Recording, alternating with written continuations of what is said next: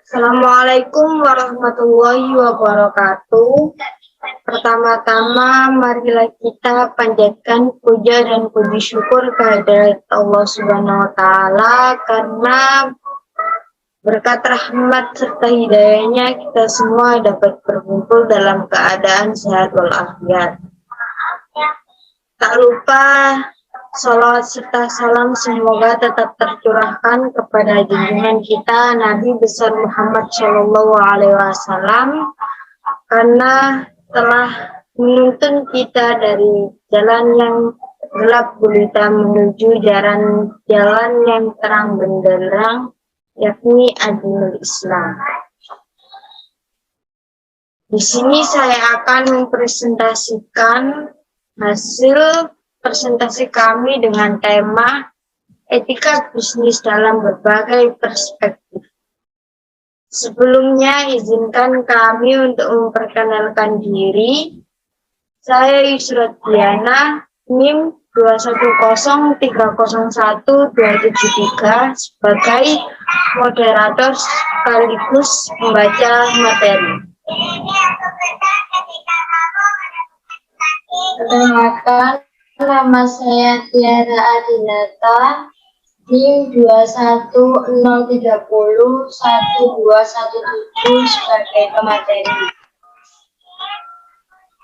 Perkenalkan, saya Yulia Pratiwi Rahmawati, NIM 210301203 sebagai pembaca materi.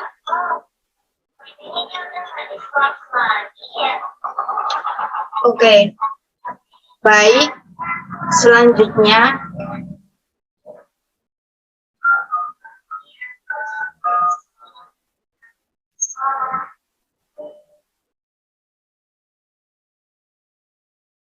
A. Perspektif ajaran Islam dan perspektif ajaran non-Islam. Apa sih perspektif itu? Perspektif adalah sudut pandang. Sudut pandang setiap orang itu berbeda-beda. Begitu juga etika bisnis.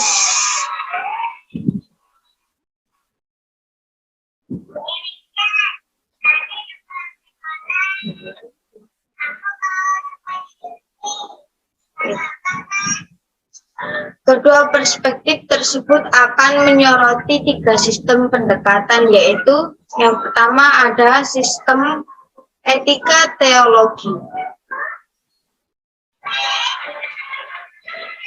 Sistem etika teologi adalah berdasarkan ikatan pengambilan keputusan moral dengan pengukuran hasil atau konsekuensi suatu perbuatan. Teori teologi ini akan dibebas bahas diantaranya teori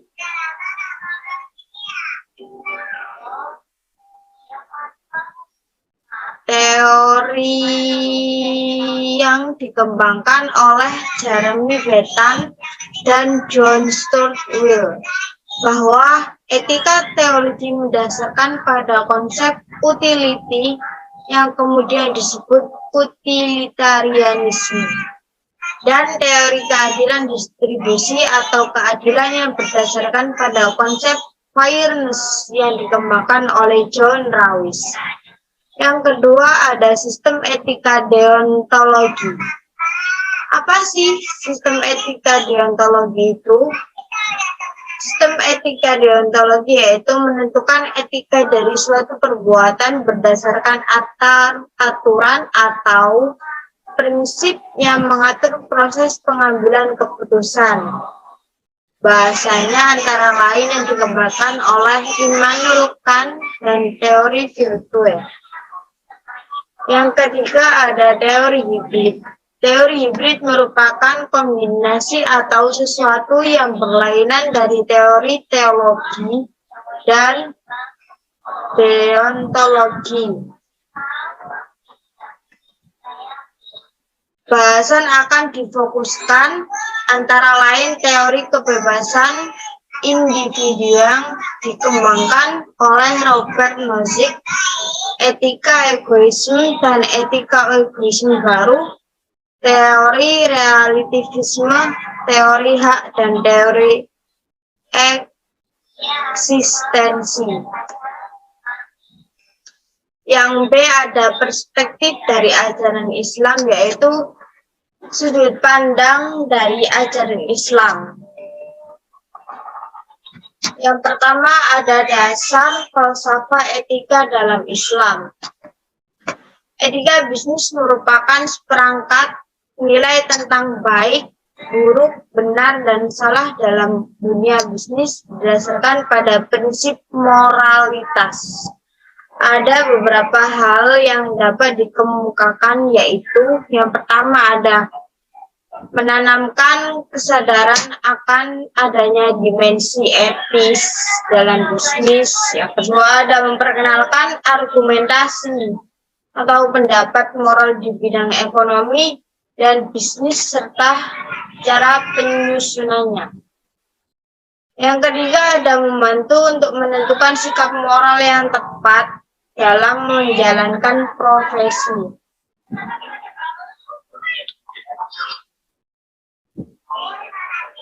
Etika bisnis merupakan hal yang vital dalam perjalanan sebuah aktivitas bisnis profesional.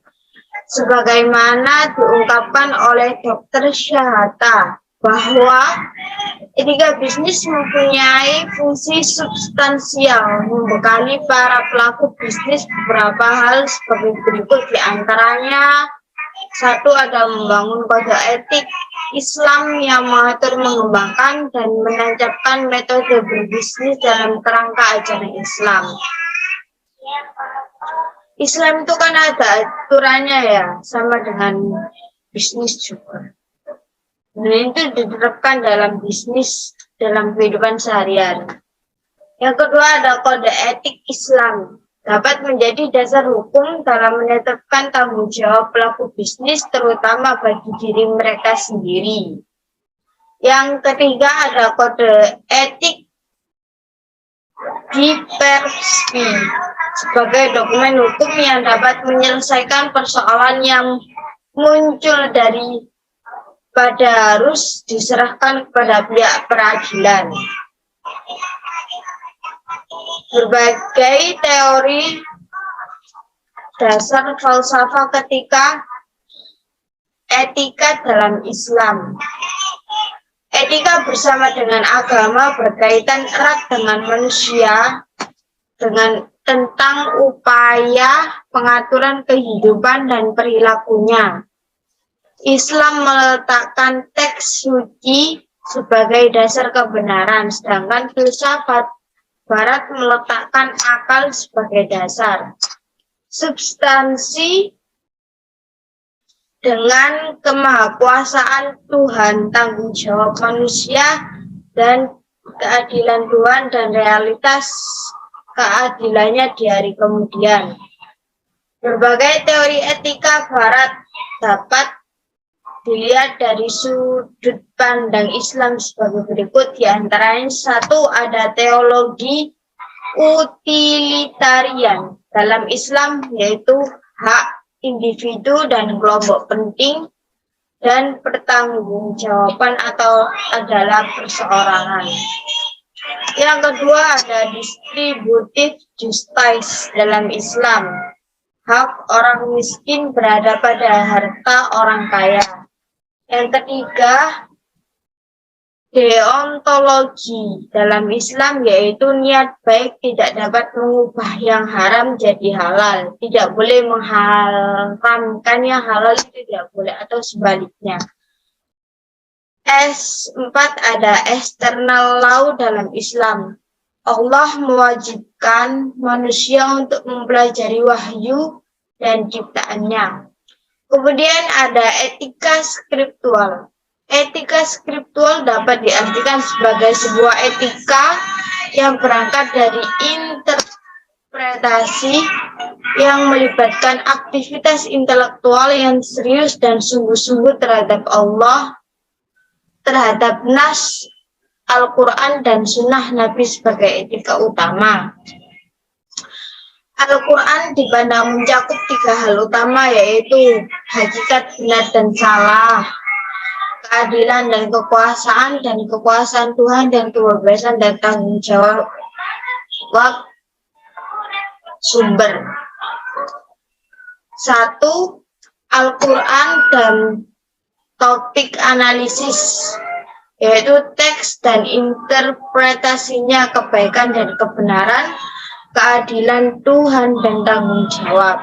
Yang kedua ada bukti-bukti dan tradisi hadis Nabi, kekuasaan Tuhan, kemampuan manusia, kebaikan ada di dalam hati, rukun iman, inti keadilan dan tanggung jawab moral. Selanjutnya akan dilanjut oleh teman saya.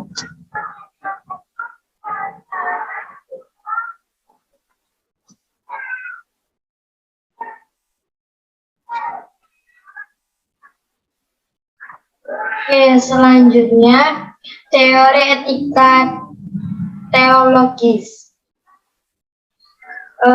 Di sini persoalan teologi memunculkan berbagai aliran pemikiran dalam Islam. Antara lainnya 1. Mu'tazilah berhadapan Asy'ariyah, meliputi sumber pengetahuan atau akal pikiran. Yang kedua, sum hukum adalah akal, wahyu dan agama, syariat baik atau buruk, atau akal dan syariat. Yang ketiga, Jabariyah terhadap Qadariyah. Ada lagi rasionalisme, benar atau salah, terbatas atau hukum, etika berkaitan dengan pujian, pahala atau siksa. Manusia diberi akal jadi harus berpikir untuk menentukan perbuatannya, baik atau buruknya pikiran orang itu. Dan yang ketiga, semi rasionalis syariah. 1. Dasar penentuan benar atau salah. Benar apa yang dikehendaki dan diperintah oleh Allah, atau yang salah apa yang dilarang Allah. Perbuatan itu diciptakan Tuhan dan manusia. Yang kedua, tanggung jawab manusia, sebatas atau sesuai dengan perbuatan yang berasal dari kekuasaan yang diciptakan saja. Yang ketiga, keadilan Tuhan, apapun yang dilakukan atau dikehendaki Tuhan itu adil, harus adil. Selanjutnya, etika filsafat. Etika filsafat ini membelakang tatari pendapat mayoritas ahli-ahli Islam. Tidak ada etika dalam pemikiran Islam karena sudah ada di Al-Quran dan hadis, sudah ditetapkan. Dan prinsip utamanya yaitu ada beberapa. 1. Berpihak pada teori ekonomi etika yang bersifat universal dan fitri. 2. Moralitas dalam Islam didasarkan pada keadilan, menempatkan segala sesuatu pada tempatnya. Yang ketiga, tidak etis, akan menghasilkan kebahagiaan termai dunia dan fisik. Yang Yang keempat, tindakan bersifat rasional. Selanjutnya, etika keagamaan. Ciri-cirinya adalah satu, berakar pada Al-Quran dan hadis. Karena seseorang Islam harus berkewajiban Al-Quran itu. Yang kedua, cenderung melepas kepelikan metodologi, langsung mengungkapkan moralitas Islam secara langsung. Dan yang ketiga, kebaikan atau perilaku yang baik di dunia, ucapan yang benar, setia kepada perintah Allah, dan membalas perbuatan baik kepada sesama orang, menegakkan kebenaran, dan solidar terhadap teman. Selanjutnya, teori keadilan distribusi Islam. Dalam pandangan Munawar Iqbal, bahwa yang dimaksud dengan distribusi justice dalam Islam adalah distribusi yang menjamin 3 hal berikut, yaitu 1. Jaminan terpenuhinya kebutuhan dasar bagi semua. 2. Objektivitas atau keadilan, tetapi bukan persamaan dalam pendapatan individu. Dan yang ketiga, pembatasan ketidakmerataan ekstrim ya dalam pendapatan atau kekayaan individu itu sendiri. Yang C, perspektif dari ajaran Barat. Yang pertama, teori keadilan distribusi. Teori distribusi ini mempunyai arti. Perbuatan disebut etis apabila menjunjung keadilan distribusi barang dan jasa yang berdasarkan pada konsep yang ditemukan oleh John Rawls ya. Suatu perbuatan dikatakan etis bila berakibat pemerataan atau kesamaan kesejahteraan dan beban. Yang kedua, teori utilitarisme ya. Teori ini mengarahkan kita dalam pengambilan keputusan dengan pertimbangan manfaat terbesar bagi banyak pihak sebagai hasil akhirnya. Selanjutnya, konsep deontologi berasal dari kata yang berarti tugas atau kewajiban kita. Maka ia akan melepaskan sama sekali moralitas dari perbuatannya. Selanjutnya yang akan disampaikan oleh rekan saya.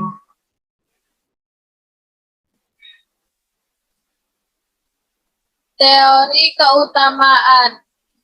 Dasar teori keutamaan bukanlah tentang aturan atau prinsip yang secara universal benar atau diterima. Namun, apa yang paling baik bagi manusia untuk hidup. Jadi, dasar teori ini adalah tidak menyoroti perbuatan manusia semata, namun seluruh manusia sebagai pelaku moral, di mana manusia sebagai makhluk politik yang tidak dapat dapat lepas dari polis atau komunitasnya.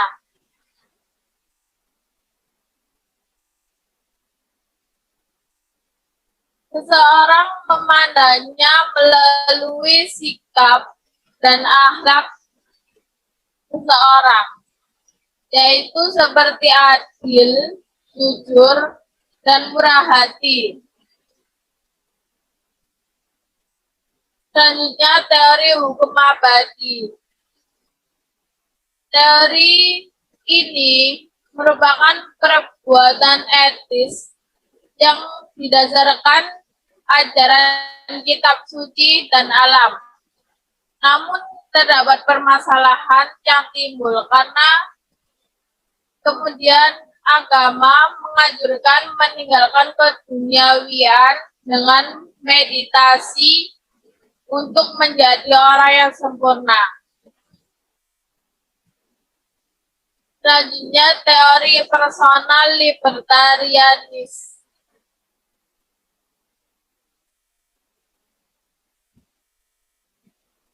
Teori ini bersifat deontologi karena melindungi hak kebebasan individu.